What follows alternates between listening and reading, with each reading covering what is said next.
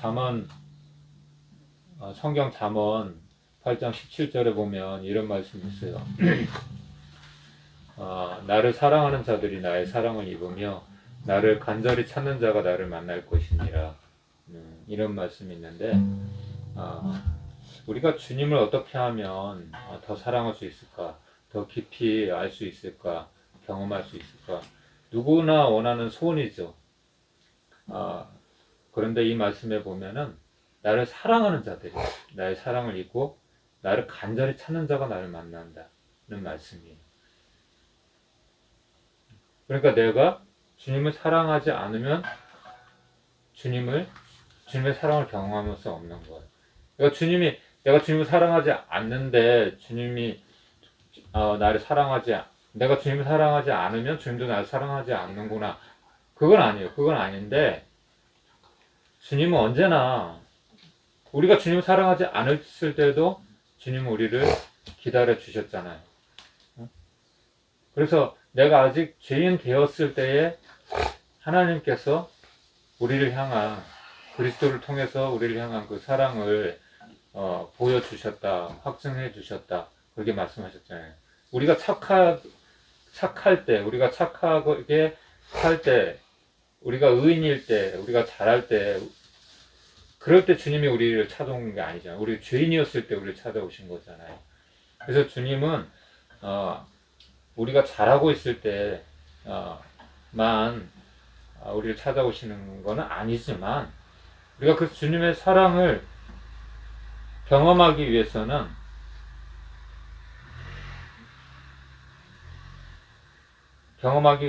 우리도 주님을 더 사랑을 해야 되는 거예요. 그래야지 그 사랑이 경험이 될 수 있다는 거죠. 우리가 간절히 주님을 찾아야 된다는 거죠. 그래서 이 찬양의 가사가 그런 내용이에요. 주님을 전심으로 구하겠습니다. 주님의 뜻대로 살겠습니다. 믿음으로 주님을 바라봅니다. 그래서 항상 주님 그 사랑 안에 머물기를 원합니다. 주님을 더욱더 깊이 경험하기 원합니다. 정말 이 마음과 주님 내 마음 모아 주 바라봅니다. 눈 떠 주 보게 하소서. 오 주님 내가 주께 가오니 말씀하시고 새롭게 하소서. 내가 전심으로 주여 주의 뜻대로 나를 세우시리라. 오직 믿음으로 주를 바라보니 늘 주님 곁에서 있습니다. 하늘에 계신 하나님 아버지, 오늘도 이렇게 목요일을 맞이하여 주님 앞에 예배를 드리오니 언제나 항상 늘 기쁘게 받아주시옵소서. 하나님 아버지, 언제나 항상 우리 김성종 목사님을 통하여 주님의 말씀을 듣고 주님의 진리의 말씀을 알아가며 주님이 주시는 지식으로 하여금 모든 것을 알아갈 수 있도록 주님 도와주시옵소서. 언제나 항상 주님 앞에 참된 믿음으로 나아갈 수 있도록 늘 주님께서 언제나 함께 동행하시며 늘 이끌어 주시고 저희들을 언제나 주님의 길로 이끌어 주시옵소서. 하나님 아버지 앞에 언제나 모든 것을 의탁드리오며 살아계신 우리 주 예수님의 이름으로 기도드리옵나이다. 아멘. 복을 누리기 위해서 우리가 이 복음 스터디를 하는 데 있어서 세 가지 파트로 나눠진다 그랬잖아요. 뭐 있었죠? 복음의 첫 번째 영광, 두 번째 복음의 능력, 그 다음에 이제 마지막 파트가 복음의 축복이거든요. 그러니까 복음의 영광이 복음이란 것이 어떤 것인가, 일단 복음이 무엇인지 알아야 복음을 내가 소유하고 싶고 또 누리고 싶고 그런 거잖아요. 그러니까 복음이 무엇인가에 대해서, 그리고 하나님 복음을 우리한테 왜 주셨는가, 그리고 왜 우리는 복음이 필요한가, 거기에 대해서 우리가 복음의 영광 파트를 통해서 알게 되었고, 그런데 복음의 능력 파트에서는 우리 힘으로는 이 복음을 누릴 수가 없다는 거예요. 왜? 우리 마음이 부패했기 때문에. 예, 하나님을 떠났기 때문에. 영이 죽었기 때문에. 여긴 영이 죽었다는 말은 무슨 말이에요? 내가 하나님과의 관계가 멀어졌다는 거예요. 끊어졌다는 거예요. 그러니까 우리 이렇게 길거리 다니면서 사람들을 많이 보잖아요. 이렇게 사람들이 다닌다고 해서, 지나다닌다고 해서, 생명이 붙어 있다고 해서, 그게 다 똑같은 생명이 아니에요. 그러니까 사람이 영, 혼, 육이 이렇게 돼 있는데, 그 생각하는 그 파트와, 혼이죠. 그 지적인 부분. 그러니까 사람이 동물하고 다른 게 뭐예요? 생각할 수 있다는 거죠. 그건 혼이거든요. 혼의 역할이거든요. 그리고 육신은 뭐예요? 배가 고프면 먹어야 되고, 졸리면 자야 되고, 그 본능적인 파트잖아요. 육신적인 부분. 그런데, 하나님을 모르는 사람은, 하나님을 믿지 않는 사람은 영은 죽어 있는 상태인 거예요. 하나님을 떠나 있는 상태인 거예요. 그러니까 똑같은 사람이라도 똑같은 사람이 아니에요. 그래서 우리가 사람을 겉만 보고 판단할 수가 없다는 거예요. 그 영을 보고 우리는 그 사람이 어떠한가를, 진짜 그 사람이 어떤 사람인지, 우리가 겉모습만 보고 그 사람의 외모나 또 그 사람이 말하는 것만 보고 그 사람이 사기꾼인지 아닌지 알 수 있어요? 알 수 없어요. 알 수 없죠. 그 사람에서 딴 생각을 하면서 속에는 이 사람을 속일 생각을 가득하고 거짓말을 하려고 그런 마음으로, 악한 마음으로 가득해 있으면서 얼굴은 웃고 있으면서, 사기꾼들은 특징이 그렇잖아요. 겉과 속이 다르잖아요. 그러니까 우리는 결코 이 사람을 외모로만 판단할 수가 없어요. 그래서 이 영이 사실은 굉장히 중요한 부분이에요. 그래서 살리는 것은 영이니, 예수님께서 살리는 것은 영이니 육은 무익하니라 이렇게 말씀하신 거예요. 그러니까 우리는 영이 중요한 것이 육이 중요한 게 아니에요. 육신은 죽으면 그냥 흙으로 돌아가는 거예요. 흙으로 지음받았기 때문에. 근데 우리는 심판 내 날에 우리가 예수님을 통해서, 예수님을 믿음으로 말미암아 우리는 구원을 받는데, 우리 영이 구원을 받는 거예요. 그렇죠? 물론 육신도 이제 부활해서 모든 것이 이제 온전한 사람이 되어서 이제 하나님의 나라에 이르게 되는 것이지만, 그런데 대부분의 사람은 이 영을 위해서 살지 않아요. 그냥 내가 왕이 돼서 내가 하고 싶은 대로 살아가요. 그건 이제 영이 죽은 상태인 거죠. 네. 그러니까 이 지식적으로는 알아도 받아들일 수가 없는 거예요. 왜? 영이 이미 죽어 있기 때문에. 그러니까 눈이 있어도 볼 수가 없는 상태고, 귀가 있어도 들을 수가 없는 영적으로 죽은 상태를 그렇게 얘기하는 거거든요. 그래서 복음의 능력 파트를 통해서 우리는 그래도 존재적인 죄인이구나.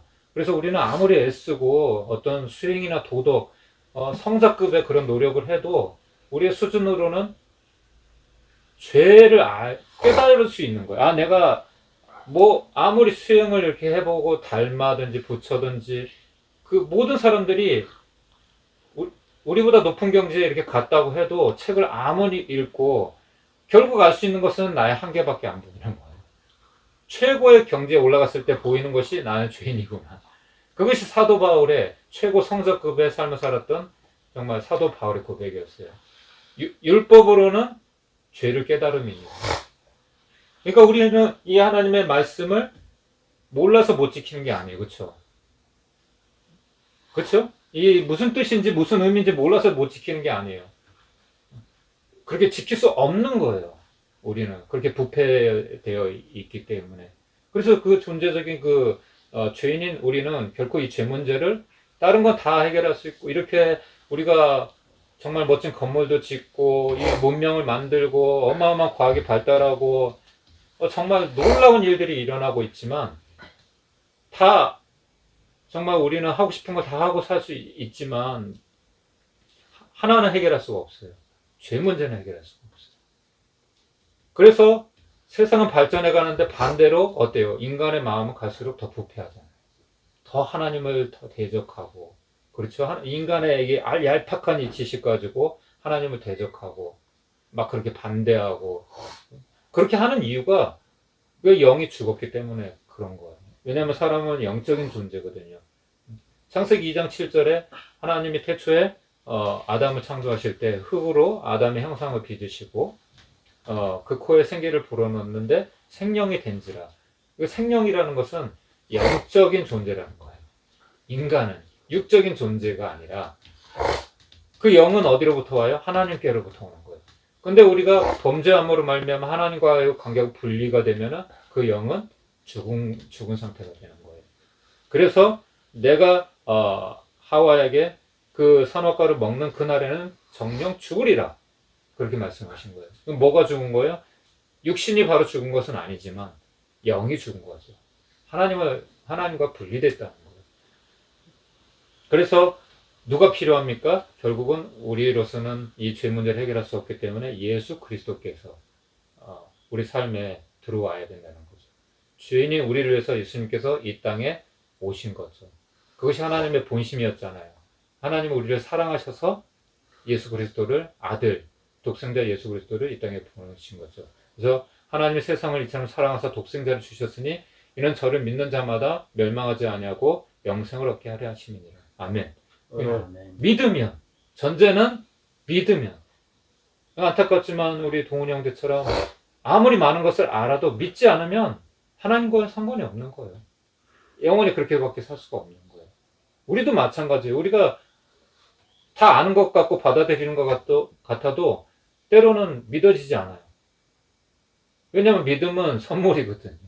아까 잠언 8장 17절 얘기했지만 나를 사랑하는 자들이 나의 사랑을 이루며 나를 간절히 찾는 자가 나를 만날 것이니라. 우리는 구해야 돼요. 계속. 어제 믿음으로 오늘 살 수가 없어요. 어제 컨디션이 좋다고 해서 오늘 컨디션이 좋은 법은 없어요. 그렇죠? 믿음도 마찬가지예요. 계속해서 내가 하나님 앞에 나가기 힘써야 돼요. 여러분 운동선수들 한번 보시면 알겠지만은 이 사람들은 하루도 쉬지 않습니다. 올림픽 출전할 때까지 어떤 경기가 있으면 그 경기를 출전하는 날까지 그리고 그 뒤로도 왜? 한 번만 쉬면요 그 페이스를 잃어버려요.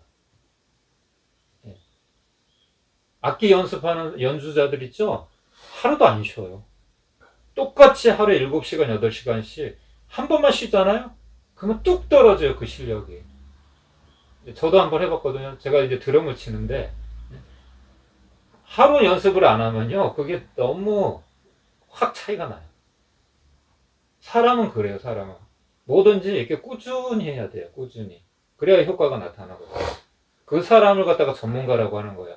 언제든지 그 수준의 능력이 나타날 수 있는 사람을 전문가라고 그러는 거예요. 어떤 일이든지. 그래서 예수님이 이 땅에 오실 수밖에 없었던 거예요. 우리 수준으로는 이 죄 문제를 결코 해결할 머리로는 알지만 마음이 못 따라가니까. 그래서 예수님의 생명을 우리가 받아들임으로써 어떻게 됩니까?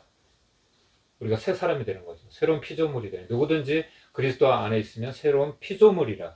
이전 것은 지나갔으니 보라 새 것이 되었도다. 이런 놀라운 변화가 일어나는 거죠.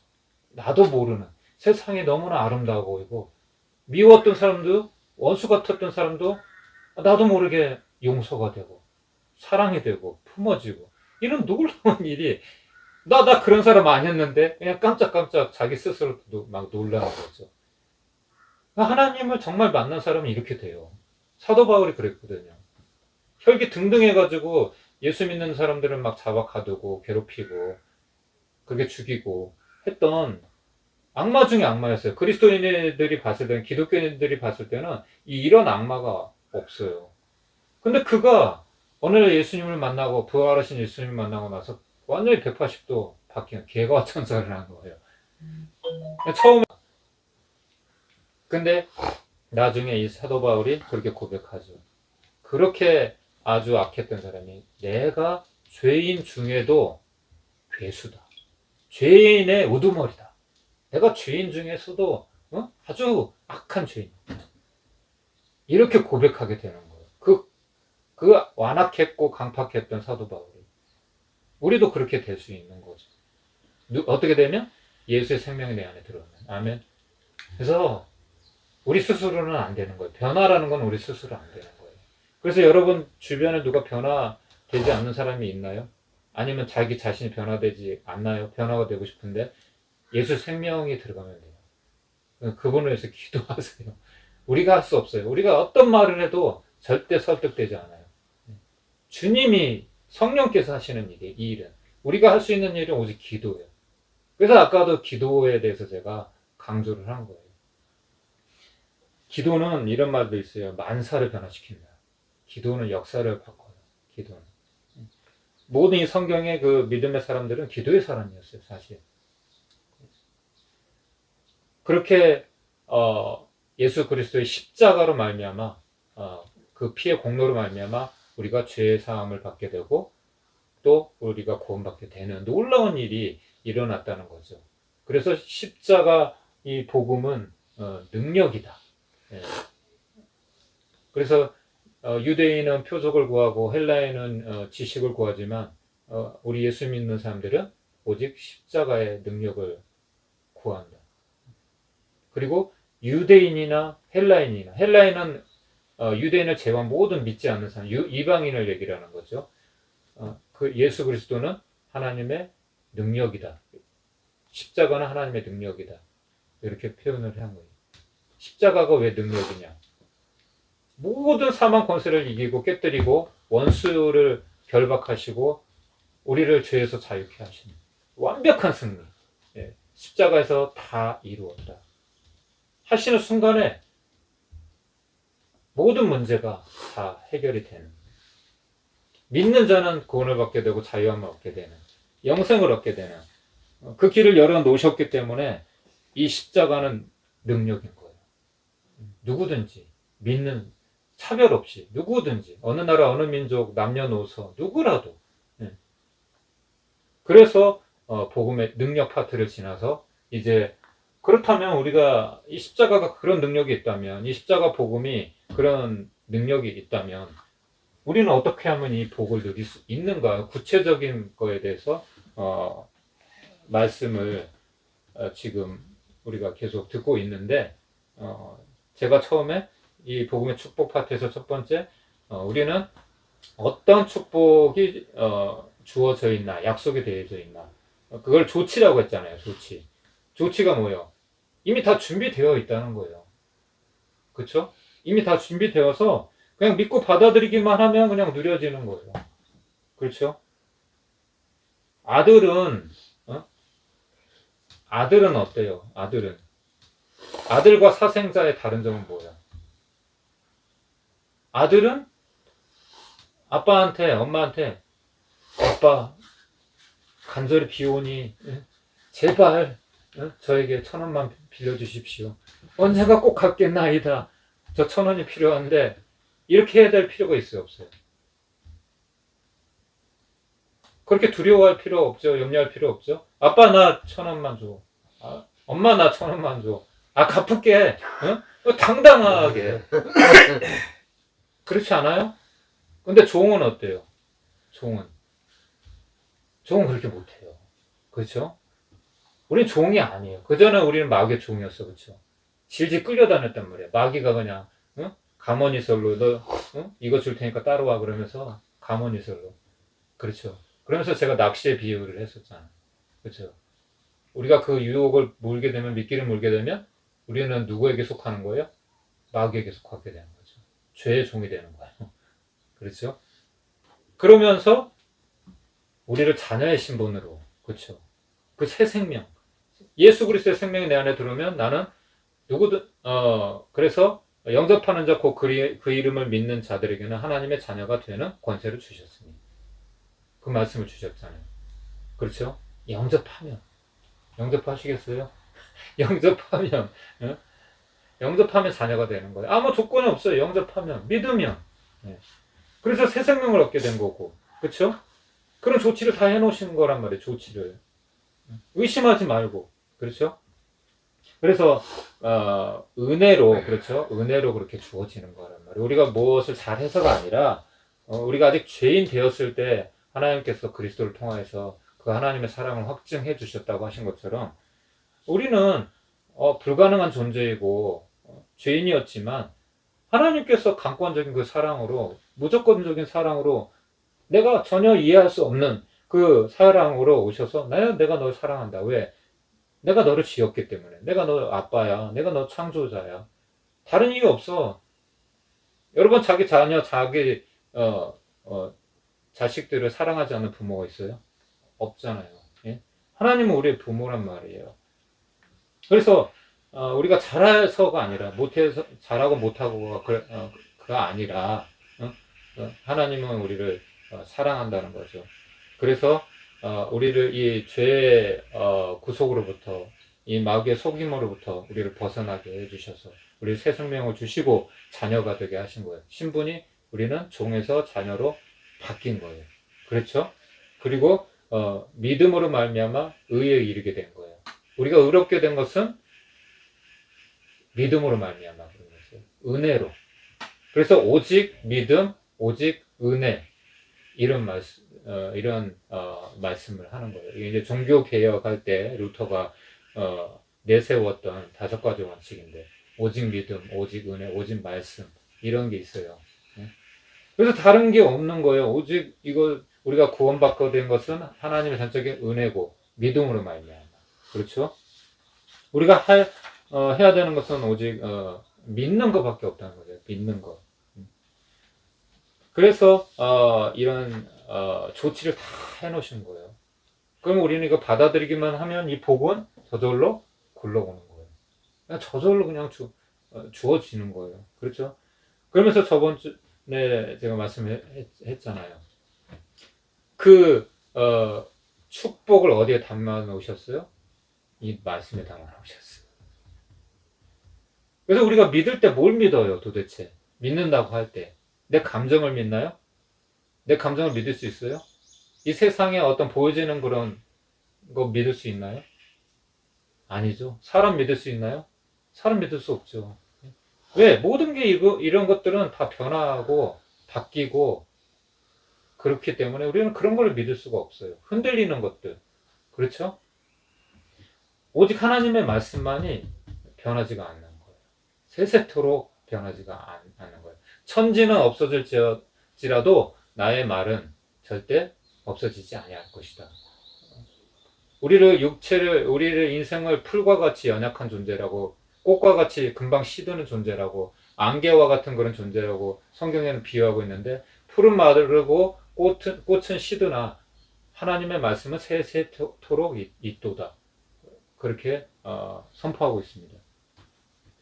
우리 이 말씀을 믿는 거예요. 그렇죠? 이 말씀을 믿는 거죠. 하나님의 말씀. 그래서 우리는 진화론을 믿지 않아요. 왜? 이 말씀에 진화론이라는 얘기는 없어요. 창세기 1장 1절 태초에 하나님이 천지를 창조하십니다. 우리 인생의 주인은 하나님이시라는 거예요. 분명해요. 원숭이가 우리 조상이 될 수 없어요. 예. 말도 안 되는 얘기죠. 그래서 우리는 이 성경을 믿기 때문에 이 성경을 믿는 이상은 절대 우리는 다른 믿음을 가질 수가 없어요. 두 마음을 품을 수가 없어요. 여러분 태양이 하늘 아래 2개가 될 수 있나요? 아빠가 2분이 될 수 있나요? 그런 일은 있을 수가 없어요. 아니 또 괜히 딴지 걸어가지고 재혼하면 또 아빠 1명 있잖아요. 의붓 아빠는 아빠 아니에요. 뭐 이런 거 말고 친아빠는 하나잖아요. 그렇죠? 그럼 우리는 이 말씀을 믿는 건데 이 말씀을 새 생명 얻은 존재로 이제 우리가 기준으로 삼아야 될 것은 이 말씀인데, 그죠? 그 전에는 내가 왕이 되고 내가 주인이 되었을 때, 마귀의 종이었을 때는 이 세상의 기준이었고, 그리고 마귀가 하라는 대로 시키면 따라가는 것이 내 기준이었어요. 그러니까 그 기준이 왔다 갔다 하는 거예요. 그냥 사람들이 이게 옳다 그러면 이게 좋다 그러면 이렇게 가고, 아니다 이게 좋다 그러면 이렇게 가고, 이게 줏대가 없는 거예요. 그냥 주관이 없는 거예요. 왔다 갔다 그냥 감정대로 그냥 울었다가 그냥 웃었다가. 근데 이제는 우리가 하나님의 자녀가 되었기 때문에 우리 인생의 기준은 이 말씀이어야 되는데 이 말씀이 어떠한 능력을 갖고 있습니까? 어마어마한 능력을 갖고 있어요. 보화가 이 안에 다 담겨져 있는 거예요. 우리 인생의 과거, 미래, 현재, 우리의 모든 문제, 필요 이 안에 다 있는 거예요. 네. 근데 많은 사람들이 어때요? 성경을 봐요? 잘 안 보죠. 그렇죠? 그냥 책꽂이에 딱 쌓아두고 먼지만 막 이렇게 쌓아놓는 거죠. 네. 왜 그럴까요? 이 말씀의 능력을 몰라서 그래요. 맛을 못 봐서 그런 거예요.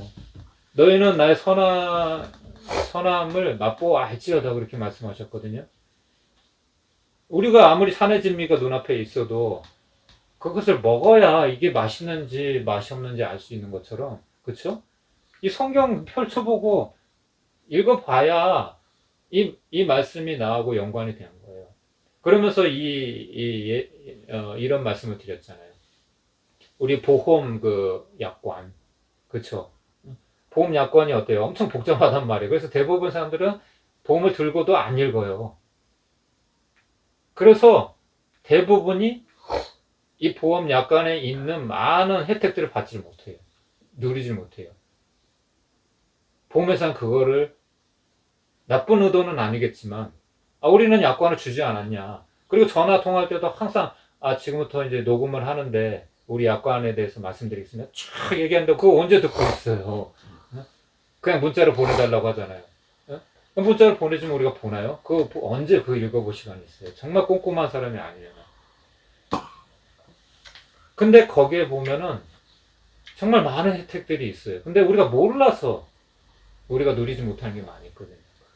근데 성경 말씀도 보험 약관 같은 거라는 거죠.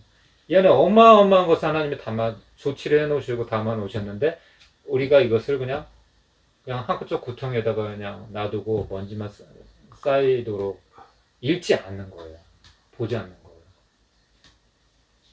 그렇기 때문에 우리는 이 복음의 어마어마한 능력을 누리지 못하는 거예요. 이 축복을 누리지 못하는 거죠. 다 밥상 차려놨는데 그냥 안 먹는 거하고 똑같은 거예요. 예. 그래서 그렇게 말씀을 드렸고, 그 다음에 이경환 목사님이 이제 두 원리가 있다. 이 축복을 누리는 데는 예를 들면은 전기는 코드를 꼽기 전에도 계속해서 흘러요. 전류는 흘러요. 그렇죠? 근데 우리가 이 전기를 사용하려면 어떻게 해야 돼요? 이 형광등에 불이 들어오려면 어떻게 해야 돼요? 스위치를 켜야 되잖아요. 켜지 않은 상태에서는 뭐 아무리 이 형광등을 켜려고 해도 방법이 없어요. 스위치를 켜야 돼요. 코드를 꼽아야 돼요. 그렇죠? 핸드폰에 배터리가 있어야 돼요. 그래야지 그 핸드폰을 우리가 게임도 하고 뭐 이렇게 사용할 수가 있어요. 그러니까 원리란 말이에요. 우리가 이 복음을 누리는 데 있어서도 원리가 있어요. 그 원리를 알아야 돼요. 첫 번째 원리는 뭐라고 그랬어요? 주님의 공로. 주님의 공로에 대해서 말씀하셨죠. 오직 너희의 심령이 새롭게 되어 하나님을 따라 의와 진리의 거룩함을 지으심을 받은 새 사람을 입으라. 예수 그리스도를 우리가 생명으로 받아들이고 주인으로 모시고 살아가야 된다는 거예요. 그래서 우리가 어떻게 해서 우리가 새 사람이 될 수가 있다고 했어요? 예수 그리스도의 생명이 우리 안에 들어오면 우리가 새 사람이 될 수 있다고 말씀을 드렸죠. 이것이 예수 그리스도를 통해서만 가능하다는 거예요. 다른 거 말고, 다른 거. 우리가 책을 아무리 많이 읽어도요, 아무리 돈을 많이 벌어도요, 우리 안에 평안이 없을 수 있어요. 우리 안에 근심이 있을 수 있어요. 록펠러라는 그 거부가 있어요. 18세기, 19세기에 세계, 지금 빌 게이츠의 버금가는 당대에는 최고의 세계 부자였죠. 근데 그분이 40대 때까지 앞만 보고 달렸어요. 돈을 열심히 벌고 그리스도인인데 그냥 무늬만 그리스도인이었고 형식적인 크리스찬이었는데 그냥 돈 버는 데만 혈안이 돼 있었어. 성공해야 된다. 그래가지고 50대 초반에 어마어마한 부자가 됐어요. 그래서 세계 제1의 부자가 됐어요. 40대 미국의 부자가 미국 최고의 부자가 됐고 50대에 세계 최고의 부자가 됐어요. 돈이 어마어마한 거죠. 근데 50대 초반에 병이 걸려가지고 암이 걸려가지고 죽을 병에 걸린 거예요. 그래서 이제 얼마 못 사는 거예요.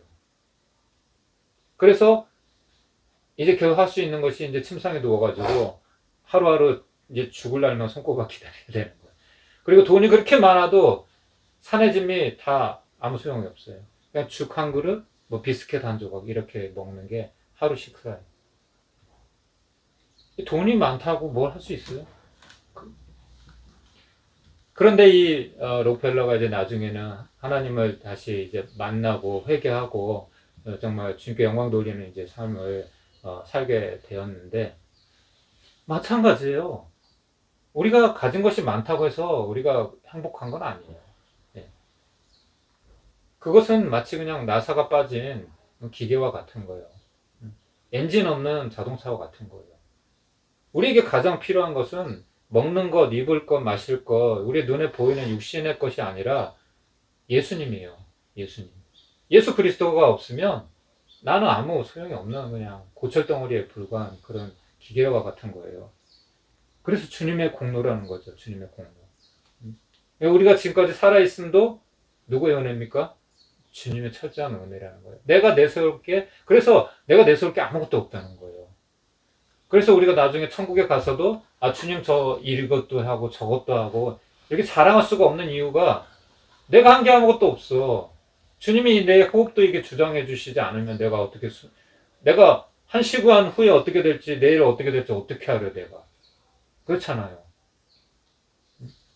그렇기 때문에 이 모든 것이 전적으로 주님의 은혜이고 주님의 공로라는 거죠. 그리고 두 번째 원리는 이 공로, 그러니까 이 마음을 우리가 잊어버리면 안 된다는 게 첫 번째 원리고, 이 복음을 누리기 위해서 내가 살아가는 거, 하루하루 숨쉬고 살아가는 거, 내가 무엇을 하는 것 전적으로 주님의 은혜였구나, 주님의 공로였구나, 주님의 십자가 보혈의 공로였구나 하는 거 놓치면 안 된다는 거죠. 이거 놓치면 끝나는 거예요. 하나님 께로부터 다시 멀어지고, 또 마귀가 또 찾아와서 그래 옛날 친구가 이제 찾아와서 또 유혹하는 것처럼. 그렇죠? 그런 거 있잖아요. 깡패들이 마음 잡고 이제 살려고 하는데 옛날 친구들이 와가지고 막 유혹하면서 야, 다시 돌아와. 너 없으니까 재미 하나도 없어. 그러면서 막 이렇게 꼬시는 것처럼. 두 번째 원리는 무엇이냐면 주님의 말씀이에요. 말씀. 지금 내가 여러분을 주와 및 그 은혜의 말씀에 부탁하노니 그 말씀이 여러분을 능히 든든히 세우사 거룩하게 하심을 입은 모든 자 가운데 기업이 있게 하시리라. 이제 사도 바울이 이제 전도 여행을 마치고 사랑하는 성도들을 이제 떠나야 되는데, 그러면 이제 떠나면은 이 사도 바울의 운명은 이제 어떻게 될지 몰라요. 자기는 이제 예루살렘으로 다시 돌아가는데 거기서 죽을 수도 있고 그런 이제 성령의 음성을 들었기 때문에. 그러니까 이 성도들이 가지 마라고 붙잡으면서 여기 있으면 안 되냐. 많은 사랑하는 사람들이, 형제자매들이 그렇게 애원하면서 붙잡는데 사도 바울은 이 사명을 끝까지 감당해야 되기 때문에 거기서 멈출 수가 없는 거예요. 그래서 이제 그들은 이제 헤어지면서 영원한 이별이죠. 언제 이제 다시 볼지 모르는 거예요. 이제 천국에서 다시 만나게 되는 그런 상황인 거예요. 예. 그런 상황에서 이 말씀을 이제 주와 그 은혜의 말씀에 여러분을 부탁합니다. 이게 무슨 말이냐면은, 여러분, 우리가 누구 하나 사람을 내가 정말 그 사람 너무 사랑한다고, 내 가족이 됐든지 친구가 됐든지 그 사람을 내가 도와주고 싶은데 어떤 어려움이 있을 때 내가 뭘 할 수 있는 게 있을까요? 주님이 도와주시는 게 가장 빨라요.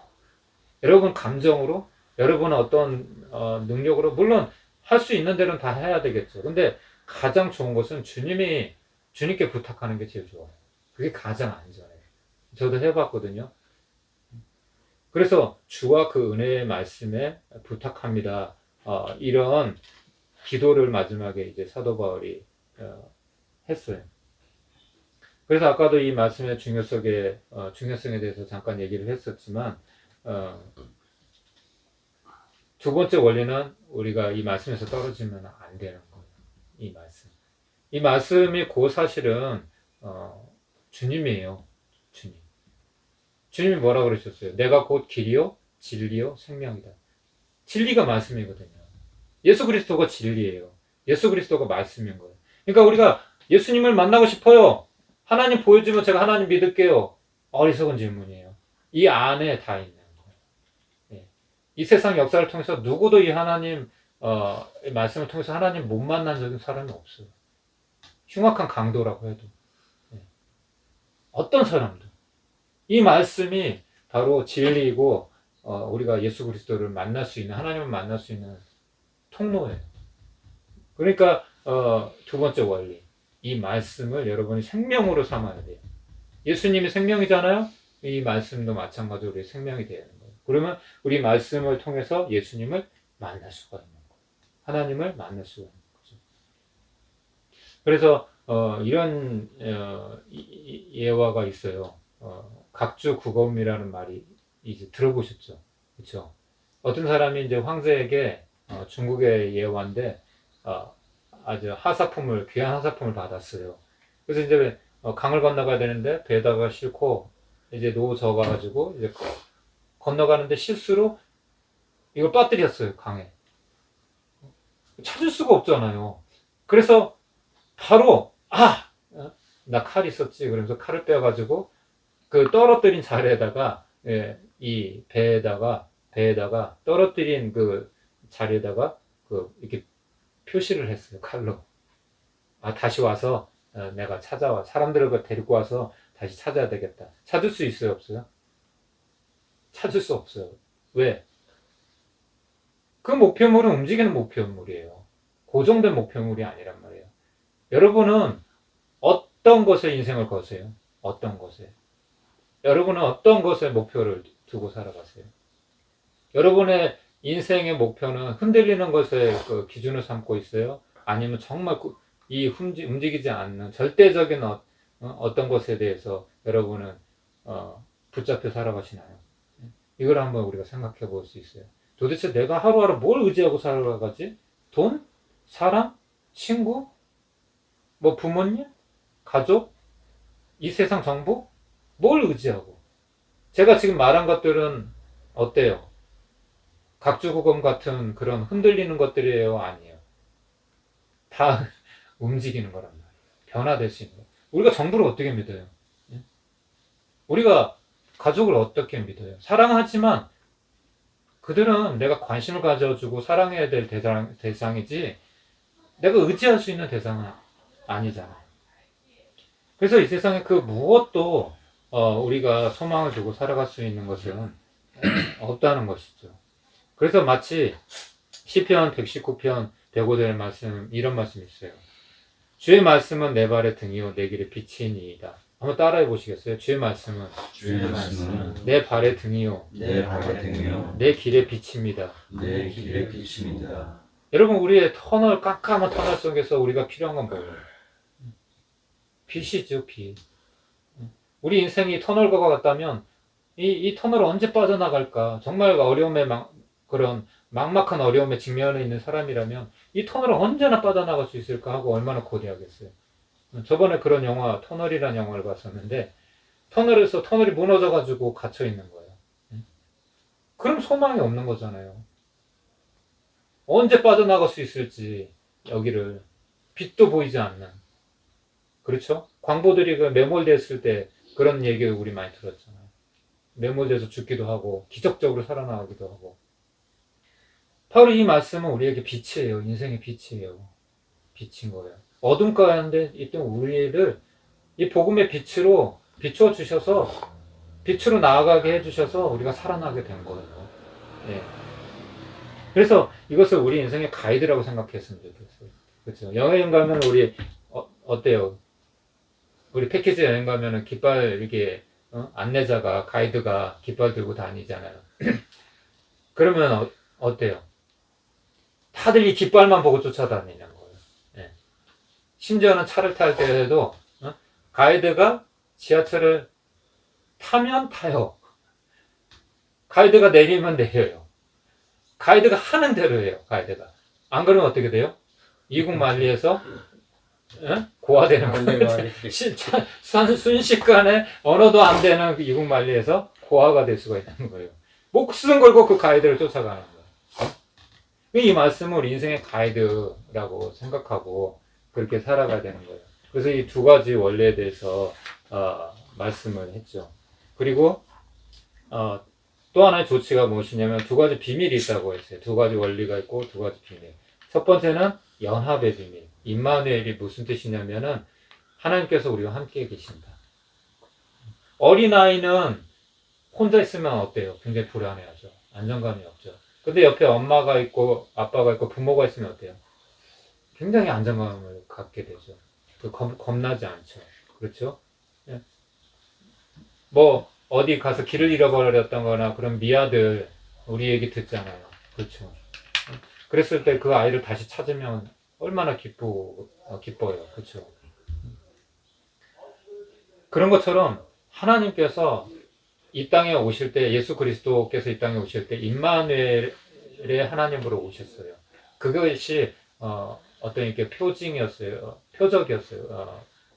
징조, 약속이었죠. 약속. 내가 너희와 영원히 함께 있을 것이다. 그리고 주님께서 이 땅을 십자가에 죽으시고 다시 부활하시고 나서 승천하시면서도 이 약속을 하셨어요. 내가 세상 끝날까지 너희와 항상 함께 있으리라. 이렇게 말씀하셨어요. 아멘. 주님이 함께 하신다는 거. 이것이 첫 번째 비밀이고 연합의 비밀이에요. 그래서 교회와 신부의 비유로 그렇게 비교를 해주셨어요. 신랑과 신부의 비유처럼 교회는 교회는 신부로, 예수님은 신랑으로. 그래서 우리는 예수님과 떨어져서 우리가 교회거든요. 우리 한 사람 한 사람 교회거든요. 교회는 건물이 아니고 우리가 교회예요. 우리가. 그래서 두세 사람이 내 이름으로 모인 그곳에 나도 그들과 함께 있느니라 그렇게 말씀을 하신 거예요. 그래서 이 구절은 신랑 신부 결혼할 때 가장 많이 쓰이는 구절인데 그러므로 사람이 부모를 떠나 그의 아내와 합하여 그 둘이 한 육체가 될지니 이런 말씀이 있어요. 그러면 우리는 그리스도와 분리될 수 있다는 거예요, 없다는 거예요? 부부가 하나 된 것처럼 우리도 주님과 하나라는 거예요. 그 연합의 비밀. 그러니까 우리는 주님과 떨어져서 살 수 있어요, 없어요? 없어요. 그렇죠. 그래서 요한복음 15장 4절 5절에서도 나는 포도나무 너희는 가지니 너희가 나를 떠나서는 아무것도 할 수 없느니라. 연합의 비밀에 대해서 그렇게 말씀을 해주신 거죠. 그러면서 이제 솔로몬과 술람미 여인에 대해서도 비유로 말씀을 해주셨는데 거기까지는 얘기할 시간이 없고 그 다음에 두 번째 이 두 가지 비밀 중에서 두 번째 비밀은 내주의 비밀이에요. 내주의 비밀이라는 것은 우리 안에 계신다는 거예요. 사신다는 거예요. 그 전에 누가 살았어요? 내가 살았죠. 내가 왕이었으니까. 마귀가 살았죠. 마귀가 둥지를 틀고 살았었죠. 그래서 마귀가 하라는 대로 속에서 마귀가 속삭이는 대로 이렇게 해, 저렇게 해, 네 맘대로 해. 이 말을 듣고 우리가 살았었던 거죠. 그런데 이제는 주인이 어때요? 바뀌었죠. 그렇죠? 그래서 우리 인생의 주인이 누군가가 굉장히 중요해요. 여러분. 이 한자의 주인 주자인데 그렇죠? 네. 주인 주자인데 이 어떤 종교에서도 그 믿는 대상을 갖다가 주인님이라고 말하는 종교는 없어요. 예. 오직 이 기독교에서만 예수님을 우리 주님이라고 그래요. 왜? 인생의 주인이라는 거예요. 그렇죠? 이 주인 주자는 어때요? 어떻게 생겼어요? 이렇게 생겼죠. 이게 뭐예요, 이게? 왕이죠. 왕보다 더 높은 분이 주인님이에요. 주인이라는 뜻이에요. 왕보다 더 크다는 거예요, 주인은. 그 주님 그러면은 그 주님이, 예수님이 우리의 인생의 주인이라는 거예요. 주인이라는 거예요. 그래서 내 인생의 주인이 누구인가? 이거 굉장히 중요해요. 그래서 성경에서도 두 주인을 품지 말라 그랬어요. 두 주인을 품을 수 없다 그랬죠. 돈이 네가 주인이 되든지, 인기가 주인이 되든지, 다른 우상이 어떤 것이 네가 주인이 되든지, 하나님과 네가 사랑하는 어떤 것을 두 가지를 같이 사랑할 수 없다는 거예요. 왜냐하면 그 중에 하나는 정말 전심인 거죠. 그래서 이 비유를 하시는지 모르겠는데 섬처녀의 비유, 그렇죠? 들었었죠. 그죠? 섬에서 이제 너무나 사랑하던 연인이 있었는데 이제 청년이 군대가 이제 해야 되는 이제 기한이 돼서 헤어져야 되는 건데 이 막배가 이제 다 놓치고 이제 헤어지기 싫어서 모든 배를 다 보내고 막배가 이제 들어왔는데 그 배 이제 안 타면 탈령이 되는 거죠. 근데 한쪽 발은 섬에다 걸쳐놓고 한쪽 발은 배에다가 걸쳐놓고 그렇죠. 그러고 나서 선장이 이제 시간이 다 됐는데 청년 탈 거야 안 탈 거야 지금 가야 돼. 저 다 탔어요. 한쪽 발만 담그면 돼요. 기다려 주세요. 이 청년의 마음은 어디에 있는 거예요? 처녀에게 있는 거죠. 그렇죠? 이 섬을 떠나기 싫은 거죠. 처녀 때문에. 배어 있는 게 아니란 말이에요. 그러니까 우리가 99%가 하나님을 사랑한다고 해도 만약에 1%가 다른 거에 마음이 있으면 그 1%가 정말 전심일 수 있는 거예요. 그렇죠? 99%는 그냥 가짜일 수 있는 거예요. 1%가 진짜일 수 있어요. 그래서 믿음은 99.9%가 믿음은 아니에요. 100이어야지 믿음입니다. 100. 왜? 이 복음은 100이기 때문에. 예수 그리스도는 아들 생명 하나님께서 100으로 주셨잖아요. 뭐 아끼신 거 뭐 있어요? 우리를 위해서 남기신 게 뭐 있어요? 채찍에 맞고 욕을 당하시고 가슴 모욕을 당하시고 살을 찢기시고 하나님의 아들이 왜 그럴 이유가 없잖아요. 누구 때문에? 나 때문에. 다 주셨어요. 아낌없이. 그래서 이 아들을 너에게 주신 분이 너에게 무엇을 더 이상 아끼겠느냐. 로마서 8장 32절에서 그렇게 말씀을 하시는 거예요. 그래서 우리는 더 이상 다른 주인 절대 우리가 눈독 들이면 안 되는 거죠. 그래서 이 두 가지 비밀에 대해서 말씀을 드렸고, 첫 번째는 이제 여기라 드리라 여기까지 이제 말씀을 하셨다고 하더라고요. 그래서 이 네 번째 복음의 이제 누림 네 번째 시간인데 여기서는 이제 여기라 드려라 신뢰하라 결단해야 된다. 아까도 얘기했지만 왜 결단을 해야 되느냐? 이 믿음의 요소라는 것은 결단을 하지 않으면 이 믿음을 지킬 수가 없는 거예요. 우리 의지력으로 우리가 아는 지식으로 이 믿음을 유지해가는 게 마치 운동선수가 매일 운동하지 않으면 그 페이스를 잃어버리는 것처럼 우리도 마찬가지인 거예요. 사람은 그렇거든요. 그러니까 사람은 그렇다 그러잖아요. 서 있지 말고 좀 앉아. 앉으면 기대고 싶고, 기대면 눕고 싶고, 누우면 자고 싶고. 그게 사람인 거잖아요. 그쵸? 처음에는 한 잔 술 그냥, 한 잔 어때? 한 잔이었지만, 한 잔이 두 잔 되고, 그렇죠? 처음에는 사람이 술을 먹다가, 술이 술을 먹다가, 나중에는 술이 사람을 먹고. 그렇게 되는 거잖아요. 그렇죠? 사람은 절대로 자기를 믿을 수가 없는 거예요. 그렇기 때문에 이 결단, 따라 한번 해보세요. 결단하지 않으면 결단 당한다. 아멘이세요? 동의하세요? 우린 결단하지 않으면 결단 당하게 되어 있어요. 그래서 이런 예화가 있어요. 아프리카인들이 원숭이를 사냥을 하는데 원숭이 고기를 먹잖아요. 우리 개고기를 먹는 것처럼. 그 원숭이 고기를 먹는데 그 원숭이 사냥을 어떻게 하냐면은 이제 멀리서 이제 여기다가 이제 그 트랩을 설치해 놓고 그 함정을 이제 설치해 놓고 딱 이제 음식을 호리병에다가 담아 놓는데요. 호리병에. 거기다 음식을 원숭이가 좋아하는 걸 이제 담아 놓고 이제 줄을 연결해서 이제 좀 멀리 눈치채지 못하게 가서 이제 누워서 그냥 편안하게 기다리고 있대. 발에다가 끈을 묶어 놓고. 원숭이가 와서 이 냄새를 맡고 와서 이제 손을 넣는데요. 꺼내는데 문제는 안 빠져요. 왜? 이게 집은 음식 때문에 이게 두꺼워져서 딱 그 정도의 그 공간이거든요. 안 빠져요. 그러면 어때요? 이제 그 사냥꾼이 딱 이제 신호가 오는 거죠. 그렇죠? 그러면은 급하게 뛰어오지도 않고 천천히 이렇게 걸어온대요. 뒷짐지고 천천히 이렇게 걸어온대요. 그러면은 원숭이가 이제 그 사냥꾼을 발견하면 어때요? 더 조급해지잖아요. 무섭잖아요. 그러니까 막 그냥 더 긴장하면서 막 이렇게 빼려고 그러는 거예요. 어떻게 하면 더 도망갈 수 있어요? 놔야죠. 근데 끝까지 안 논대요. 그래서 잡혀간대요. 끝까지 안 논대요. 원숭이가 고집이 굉장히 세대요. 그렇게 해서 사냥을 한다고 하더라고요. 우리도 마찬가지예요. 결단하지 않으면 우리는 결단 당하는 거예요. 네.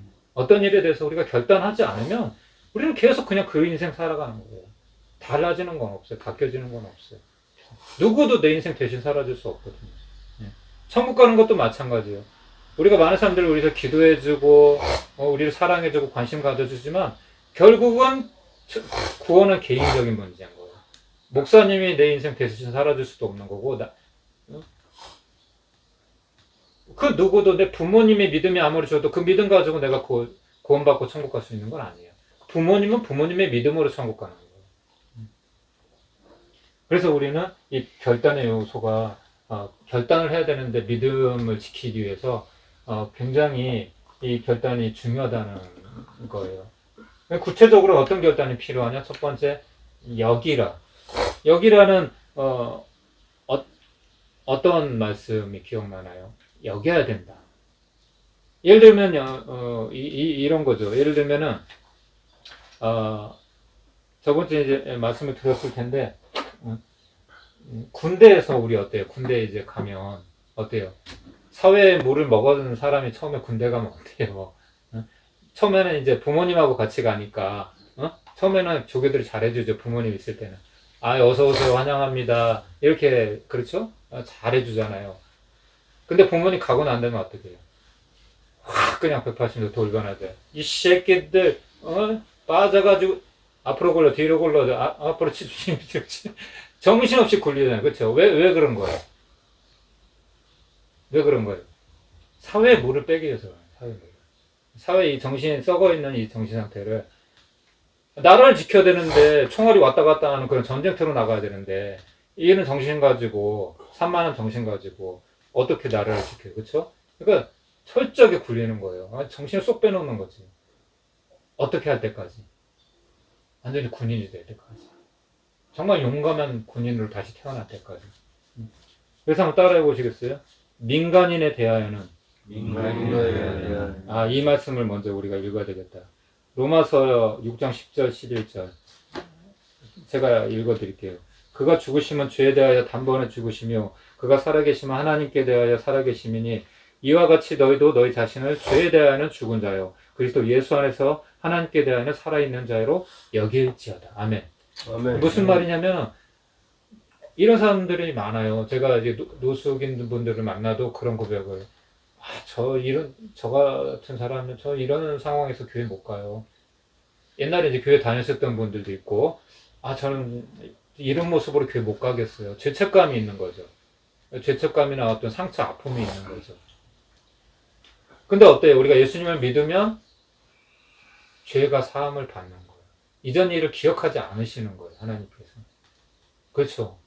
그러니까 우리 의로 교회 가는 게 아니거든요. 근데 아직 그런 상태에 있는 분들이 있어요.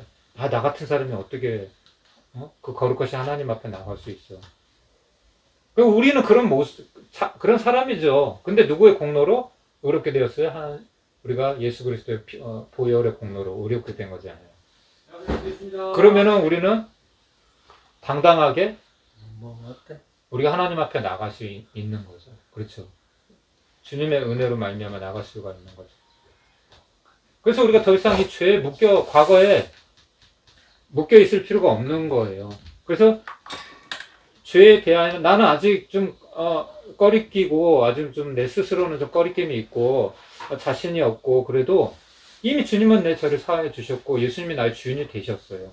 그러면 나는 이미 새로운 인생이 된 거예요. 새 생명이 된 거예요.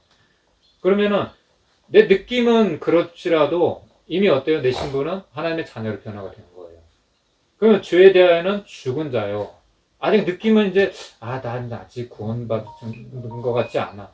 나 천국 갈 수 있을까? 우리는 이 믿음이라는 거는 이 느낌이 아니거든요. 느낌이나 감정이 아니거든요. 그냥 아멘하고 받아. 제가 여러분에게 어떤 선물을 준비했을 때, 여러분은 어때요? 그냥 기쁨으로, 감사함으로 받으면 되는 거예요. 저 양반이 왜 선물을 갑자기 주지?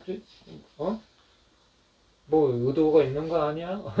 뭐, 뇌물이야, 뭐야? 뭐, 이런 생각 하나 할 필요가 없다는 거죠. 그냥, 감사합니다. 그러고, 잘 쓰겠습니다. 그러죠. 그냥 받으면 되는 거란 말이에요. 마찬가지예요. 그래서 이미 예수 그리스도께서 다 해결해 놓으셨다 그랬잖아요. 우리가 죄 문제를 해결할 수 있어요? 없단 말이에요. 그래서 예수님께서 이미 해결해 놓으셨어요. 다 이루셨어요. 그럼 우리는 어떻게 하면 돼요? 믿고 받아들이기만 하면 되는 거죠. 그래서 더 이상 내 느낌, 감정, 그런 거, 자꾸 연연해 하지 말고, 죄에 대하여는 죽은 자요. 그리스도 예수 안에서 하나님께 대하여 살아있는 자로 여길지어다. 아멘? 아멘. 그래서, 아까 군인이 되고하는 그런, 사회인이 군인이 되고하는 과정처럼, 내가 아직도, 사회인인 것 같아. 아직도, 나는 엄마가 보고 싶고, 아직 다시 집으로 돌아가고 싶고, 그게 가능해요? 가능하지 않아요? 불가능하단 말이에요. 그러면 어떻게 해야 돼요? 이제는, 난 군인이구나. 여겨야 되는 거예요. 그냥 여기에 내 몸을 지금 담고 있기 때문에, 여기에 적응을 해가야 되는 거예요. 적응하지 않으면 도태될 수밖에 없고, 더 힘들죠. 그 생활들이. 그래서 이 말씀을, 조금 이제, 비교를 해가지고 연결을 해서, 이렇게 우리가 좀 생각해 볼 수 있는 거죠. 민간인에 대하여는 죽은 자요. 군인에 대하여는 산 자로 여길지어다. 그렇죠? 내가 아직도 사회인의 생각을 갖고 있으면 군인 생각을 못해요, 절대. 그 사람은 100% 탈영해요. 그런 사람은. 그래서 이러한 것을 갖다가 여기라. 이 여기라는 거는 인식의 전환이거든요. 우리 인식이 이제 나 그때 예전에는 내가 사회에서는 어떻게 살았을지라도 여기는 군대야. 그리고 이제 나는 군인이야. 그렇게 인식이 바뀌어야 되는 거죠. 그런 것처럼 우리가 이 구원에 대해서도 그런 마음을 가져야 되는 거죠. 그리고 드려야 된다고 했는데 이 드리라는 것은 소유권을 이전하는 거하고 똑같은 거예요. 예를 들면 이런 거죠. 내가 땅이 있었어. 땅이 있었는데 집이나 땅이 있었는데 이것을 다른 사람에게 양도를 했어요. 그러면 그 땅이나 집은 내 거야? 아니에요. 더 이상 미련을 가질 필요가 있어요? 없어요? 없는 거죠. 만약에 거기에 미련을 갖고 이거 괜히 팔았다, 아깝다, 다시 돌려주세요. 이럴 필요가 없는 거예요. 아무 소용이 없는 거죠. 내 인생도 예전에 내가 주인이었었는데 마귀가 내 주인이었는데 지금은 이 주도권이 어디로 갔어요? 주님께로 옮겨진 거죠. 그 더 이상 내 주도권을 아직도 이거 세상에서 내가 아직도 이런 거 정말 이 세상에 아직도 할 게 많은데 정말 누릴 게 많은데 그런 여지를 가질 필요가 없다는 거죠. 그래서 완전히 우리는 예수 그리스도의 하나님의 자녀로 예수 그리스도의 제자로 이제 완전히 바뀌었다는 것을 우리가 믿음으로 이제 여겨야 되는 것이고, 그 다음에 우리의 인생의 주도권이 완전히 바뀌었다는 것, 넘어갔다는 것을 우리가 받아들여야 되는 거예요. 이걸 받아들이는 이 결단이 필요하다는 거죠. 이 믿음을 우리가 유지해 가는 데 있어서. 그래서 이 결단의 요소는 이 여기고 드리고 이 계속 신뢰하라. 이 세 가지가 필요한데 오늘은 좀 시간이 많이 이제 가긴 했는데 간단하게 이 마지막 이제 이 단계에 대해서 그러면 계속 신뢰하라는 무슨 이거는 이해가 가시죠? 여겨야 된다, 드려야 된다, 그렇죠? 이거 계속 신뢰하라는 거는 뭐 어떤 결단을 하라는 얘기인가? 거기에 대해서 잠깐만 이제 얘기를 하면은요. 기본적으로 이 믿음은 절대적으로 지식에 머물면 안 돼요. 행위가 동반이 돼야 돼요. 그리고 그 사람이 믿음이 있다고 말할 때는 그 사람의 삶을 보는 거지, 그냥 그 사람이 성경 지식을 많이 알고 교회를 몇 년을 다녔고 이런 걸 가지고 그 사람의 믿음 좋다고 하지 않아요. 그것은 그냥 보여주는 겉모습, 헌금을 얼마나 많이 하고, 그것이 하나님 편에 봤을 때는 그것이 중요하지 않아요. 하나님이 천지를 창조하신 분이에요. 하나님 돈이 없는 분인가요? 하나님이 거진가요? 하나님 제가 이거 드릴 테니까는 뭐 딜을 하듯이 저 이거 좀 주세요. 그 교만이죠. 건방진 거죠. 내 생명은 누구 거예요? 하나님 건데. 내 가지고 있는 모든 것이 하나님이 주신 건데. 그쵸? 어떻게 하나님 저 이거, 이렇게 했으니까 저 이거 주세요. 절대 우리는 나의 의를 드러낼 수가 없는 거야. 그래서 진정한 믿음이라는 것은 삶과 일치가 돼야 되는, 일치가 돼야 되는 거예요. 이게 일치가 되지 않는 믿음은 거짓 믿음인 거예요. 그래서, 성경에도, 이 행함에 대해서, 영혼이 없는 몸이 죽은 것처럼 행함이 없는 믿음은 죽은 것이다. 이렇게 말씀을 하시거든요.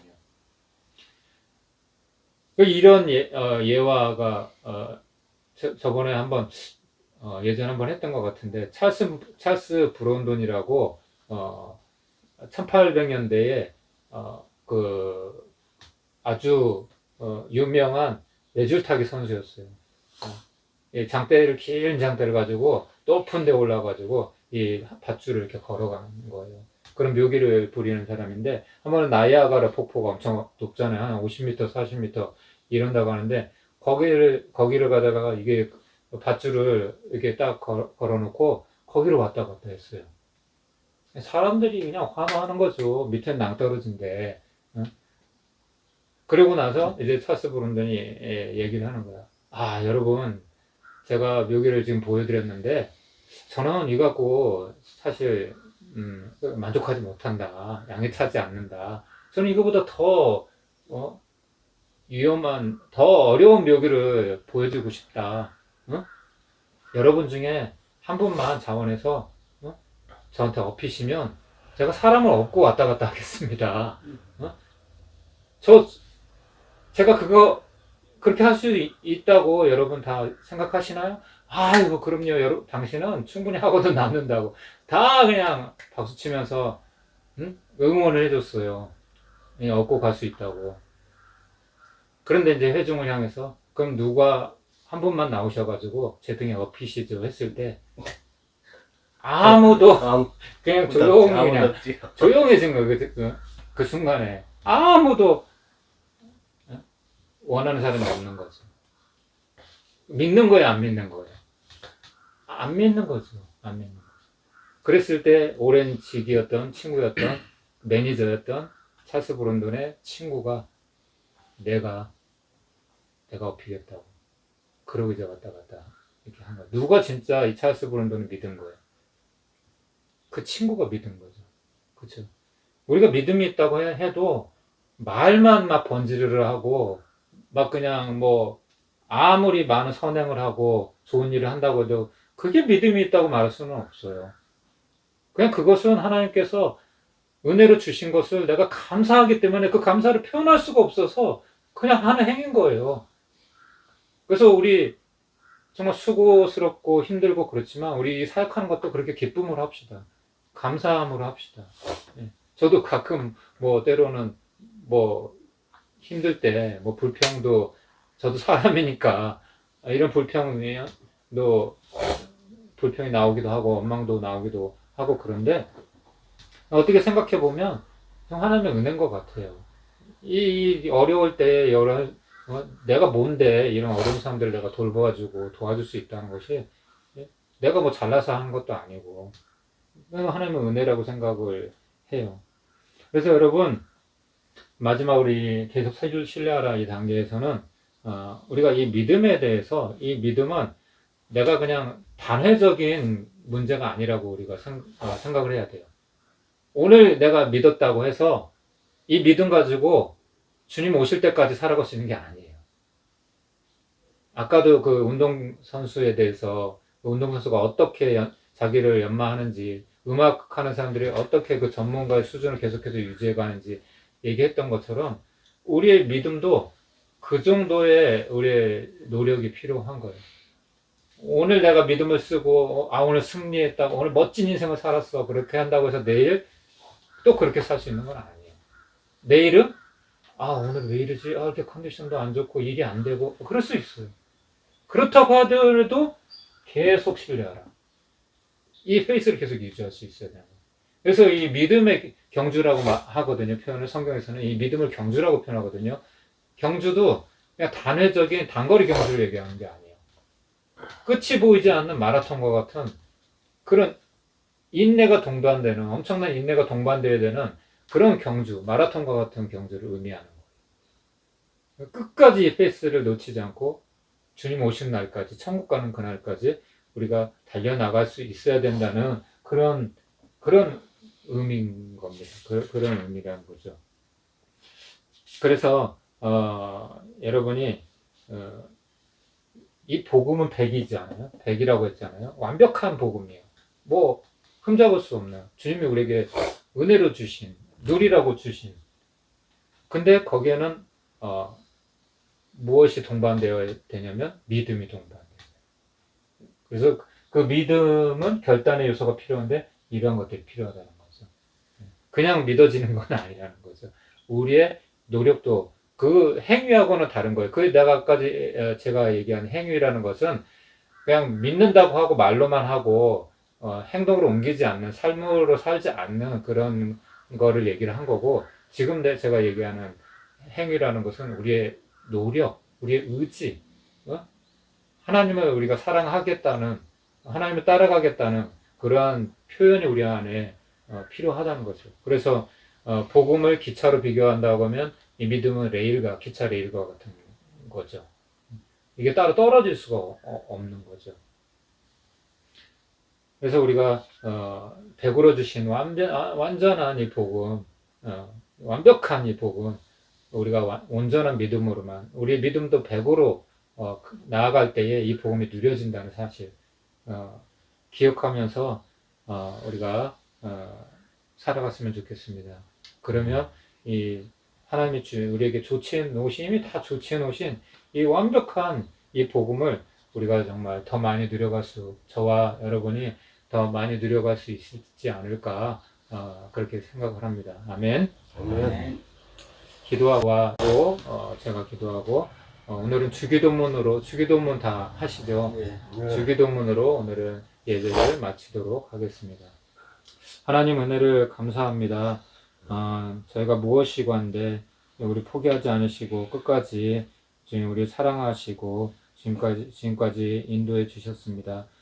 주님 우리가 다 알아들을 짧은 시간에 주님 다 알아들을 수는 없다고 할지라도 정말 주님 이 완전한 정말 완벽한 주님 아들 생명을 주시면서까지 주신 이 복음을 온전한 믿음으로만 주님을 누려갈 수 있다는 것 기억하고 하나님 우리가 날마다 믿음의 결단을 가지고 여기며 드리며 신뢰하며 주님 오시는 날까지 주님 천국에 우리가 주님 들어가는 그 마지막 주님 목표 지점에 골인할 때까지 주님 우리가 믿음으로 주님 믿음에서 믿음으로 계속해서 주님 우리가 흔들리지 않고 주님 살아갈 수 있도록 도와주시옵소서.